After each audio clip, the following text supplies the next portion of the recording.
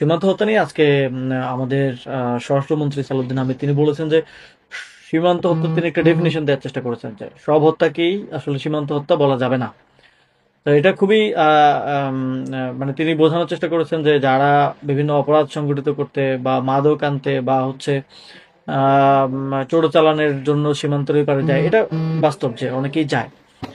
আহ সেটাকে সীমান্ত হত্যা বলা যাবে না, তাহলে সেটাকে আসলে কি বলা হবে এখন?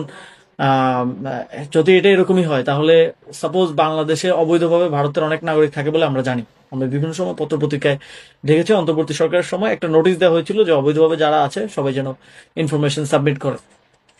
তো তাহলে তাদেরকে কি বাংলাদেশে ভেতরে গুলি করে হত্যা করা জায়েজ? বা পৃথিবীতে বিভিন্ন দেশে অবৈধভাবে বাংলাদেশের অনেক নাগরিক থাকেন, আপনারা জানেন যে প্রবাসী বিভিন্ন দেশে অবৈধভাবে অনেকে থাকেন, অনেকের ভিসার মেয়াদ শেষ হয়ে যায়, অনেকে জানো অবৈধভাবে। তো তাদেরকে কি সেখানে গুলি করে হত্যা করা জায়েজ?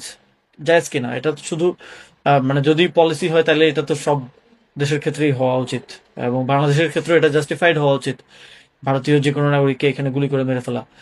তো আহ, এইটাকে যে উনি জাস্টিফিকেশন দিচ্ছেন যে এটা এবং ভারতে যারা মানে সীমান্তে যারা হত্যার শিকার হচ্ছে বা সীমান্তের ভিতরে, ভারতের সীমান্তের ভিতরে বা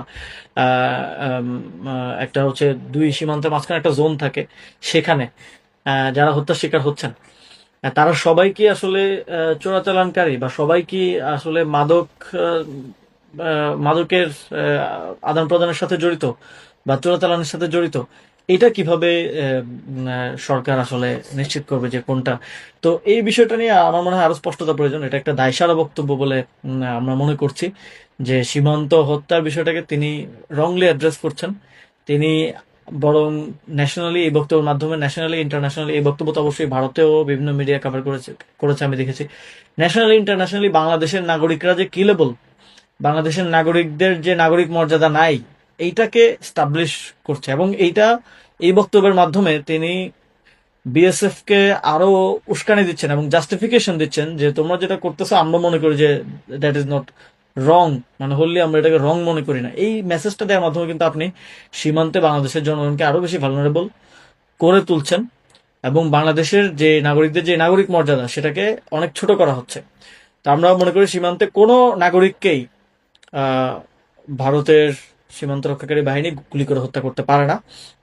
যদি কেউ সেখানে চোরাচালান করতে যায়, কেউ মাদকের সাথে জড়িত থাকে, তো সেটা তাকে তারা তাকে তারা অ্যারেস্ট করতে পারে। বাংলাদেশের বন্দি বিনিময় চুক্তি আছে, বাংলাদেশের সীমান্তে সাদা পতাকা বৈঠক নিয়মিত হয়, বিএসএফ এর সাথে বিজেপির যোগাযোগ আছে। তো এর মাধ্যমে হ্যান্ড ওভার করা যেতে পারে, বিভিন্ন প্রক্রিয়া এটা হইতে পারে। এটা তো এইভাবে মানে হত্যা করে ফেলা, এবং বাংলাদেশের স্বরাষ্ট্রমন্ত্রী যার এই মানুষগুলোকে নিরাপত্তা দেওয়ার কথা ছিল তাদেরকে আরো ভালনারেবল করে তোলা, এটা খুবই দুঃখজনক রাষ্ট্র হিসেবে আমাদের জন্য। তো আশা করি সরকার এখানে মেরুদণ্ডটা সোজা করে সিদ্ধান্তটা গ্রহণ করবে।